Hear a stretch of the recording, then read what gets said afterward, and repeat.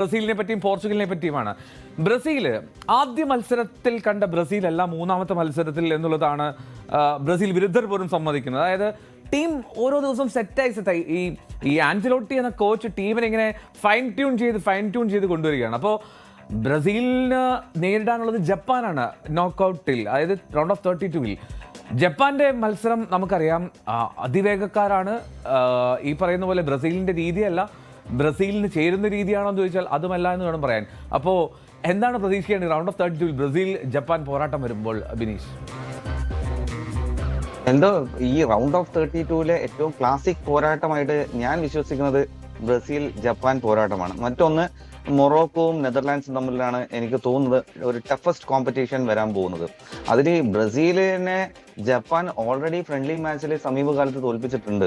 അതുമാത്രമല്ല അവര് ഒരു മിറാക്കിൾ റിസൾട്ട്സ് ആണ് കൊണ്ടുവന്നിരിക്കുന്നത്. ക്രൊയേഷ്യയെ തോൽപ്പിച്ചിട്ടുണ്ട്, ഇംഗ്ലണ്ടിനെ തോൽപ്പിച്ചിട്ടുണ്ട്, ഇപ്പോൾ ഈ നെതർലാൻഡ്സിനെ ഈ വേൾഡ് കപ്പിൽ സമനിലയിൽ തളച്ചു. അതുമാത്രമല്ല ടാക്ടിക്കലി വളരെ വളരെ ടഫായ ഒരു ടീമാണ്. നേരത്തെ എന്തോ സൂചിപ്പിച്ച പോലെ തന്നെ ഫിറ്റ്നസ് ലെവലിലും അവരെ ഓടി തോൽപ്പിക്കാൻ എന്തായാലും ബ്രസീലിന് സാധിക്കില്ല. അതുകൊണ്ട് തന്നെ എന്ത് വ്യത്യസ്തമായ ടാക്ടിക്സ് ആണ് ആൻസലോട്ടി എടുക്കാൻ പോകുന്നത് ഉള്ളതാണ്. അതായത് കളിക്കാരുടെ അവരുടെ എല്ലാ സാധനങ്ങളും പുറത്തേക്ക് എടുക്കാൻ കഴിവുള്ള ഒരു പരിശീലകനാണ് ആൻസലോട്ടി. അതിനാണ് അദ്ദേഹത്തിനെ കൊണ്ടുവന്നത് തന്നെ. അത് വളരെ പ്രകടമായിട്ടുണ്ട്. വിനീഷ്യസിന്റെ ഒക്കെ പെർഫോമൻസിൽ അത് വളരെ പ്രകടമായി നമുക്ക് കാണാൻ സാധിക്കുന്നുണ്ട്. സോ ജപ്പാന്റെ അടുത്ത് എന്ത് തന്ത്രമാണ് എന്ന് ചോദിച്ചാൽ അല്പം ഒന്ന് വേഗത കൂട്ടേണ്ടി വരും, വേഗത കുറക്കേണ്ടി വരും. ഇൻഡിവിജ്വൽ ബ്രില്യൻസ് അവിടെയാണ് ജപ്പാന് ഒരു അല്പം പുറകിൽ ഉള്ളത്. ഇൻഡിവിജ്വൽ ബ്രില്യൻസ് അതില് ബ്രസീലിന്റെ കയ്യിൽ വജ്രായുധങ്ങളുണ്ട്.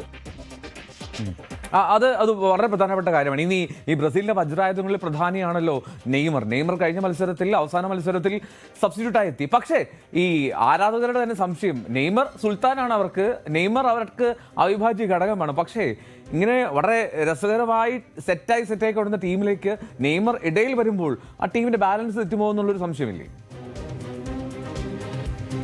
വളരെ ആശങ്കയുണ്ടായിരുന്നു ശരിക്കും. നെയ്മറിനെ ടീമിൽ എടുത്തപ്പോൾ തന്നെ ആ ടീമിനൊരു ഉണർവ് നൽകാനും ഒരു ആവേശം നൽകാനും ഒക്കെ ആയിരിക്കും എന്നുള്ളൊരു തോന്നലുണ്ടാക്കിയിരുന്നു. പക്ഷെ കഴിഞ്ഞ ദിവസം നെയ്മർ പിന്നെയും പരിക്കിന്റെ പിടിയിലേക്ക് പോയി. കഴിഞ്ഞ ദിവസം അദ്ദേഹത്തിന് കിട്ടിയ 10 മിനിറ്റ് നല്ല ഒരു സൂചനയാണ് നൽകിയിട്ടുള്ളത്. കാരണം ജപ്പാൻ പോലുള്ള ടീമിനടുത്ത് അവസാനം ഒരു 5 മിനിറ്റിലൊക്കെ നെയ്മർ അല്ലെങ്കിൽ 10 മിനിറ്റിലൊക്കെ നമുക്കറിയാം ആഡ് ഓൺ ടൈം ഒക്കെ ഇപ്പൊ 5 മിനിറ്റ് 6 മിനിറ്റ് ഒക്കെ വരുന്നത്. ദാറ്റ് മീൻസ് ഒരു 85th മിനിറ്റ്സിലൊക്കെ നെയ്മർ വന്നാൽ പോലും അദ്ദേഹത്തിന് അവിടെ ഒരു എന്താ പറയാ ജപ്പാൻ ഡിഫൻസിനിടയിൽ ലോ ബ്ലോക്കിലേക്ക് ജപ്പാൻ പോവുകയാണെങ്കിൽ ആ ഡിഫൻസിനിടയിൽ ഒരു വിള്ളൽ ഉണ്ടാക്കാൻ അദ്ദേഹത്തിന് സാധിക്കും, ഒരു പെനാൽറ്റി നേടിയെടുക്കാൻ സാധിക്കും, നല്ലൊരു ക്ലാസിക് ക്രിയേറ്റീവ് പാസ് നൽകാനും സാധിക്കും. സോ 10 മിനിറ്റ് ആണെങ്കിലും നെയ്മർ ഈസ് നെയ്മർ.